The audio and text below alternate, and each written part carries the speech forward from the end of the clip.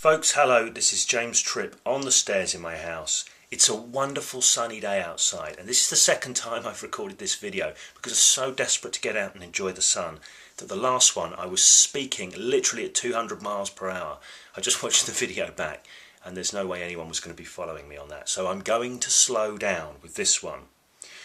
What I want to talk about is quality of response. Now, I've just been in an email discourse with somebody or a dialogue with somebody, and the subject of quality of response came up because this person was asking about when is a good time in the hypnosis without trance process to go for something like analgesia, specifically analgesia. Now, my answer to that question was any time after I've tested the first loop, but the thing that occurred to me at that point is what I tend to go for, when I tend to go for more advanced or more sophisticated hypnotic phenomena in a hypnosis process, one of the criteria by which I judge whether I'm going to go for the bigger stuff is the quality of response that I get when I go for simpler stuff. So if I go for a hand stick, which is usually either a hand stick or a card stick, that won't be the first things, be my entry into doing hypnosis. When I go for this, you get different qualities of response. Sometimes when the hand's on the table, you can be challenging. Go ahead, try and lift that hand. And the person will sit there staring at their hand with a blank expression. You say, go ahead, really try and lift that hand, really try and lift it. Now, they don't lift it. I will always check. I'll say, and what's that like as you try and lift it and it just sticks there now? And they might go weird or odd. Now, that's great. I've got a success. The hand is stuck. Everything's going swimmingly. But what I really want to get is what I call a high quality response here. So I want to see them struggling to unstick their hand.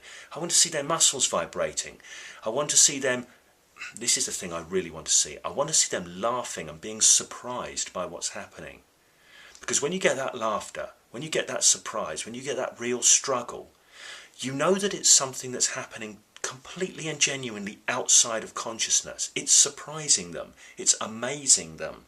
It's a very different response to somebody who just looks flatly at their hand and says they can't lift it. Now, with the case of people with the high quality response, for me, that's a really, really big green flag to go ahead and start going for more ambitious phenomena. If I don't get that, I'll proceed with a lot more caution.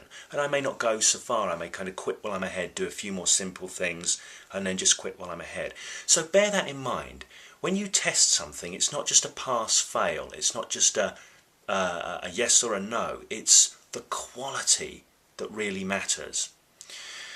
One other area where quality matters, and I'll mention this, it's disconnected slightly, but I'll mention this. When you're setting up and you're building compliance by you're saying to people, could you just move your chair over here and place your feet flat on the ground, or doing this kind of thing. Again, you're looking for a high quality response in that you're looking for them to respond very quickly and very compliantly to your requests and not to put their own little bits of ritual like fidgeting and things like that in.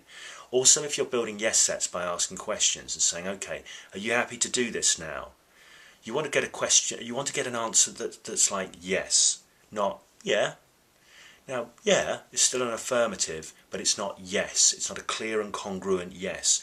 So all the way through the hypnosis process, whenever you're getting responses back or eliciting responses, whether that be just building compliance, building responsiveness, or whether it's actually going and testing phenomena, always look for good quality, high quality responses.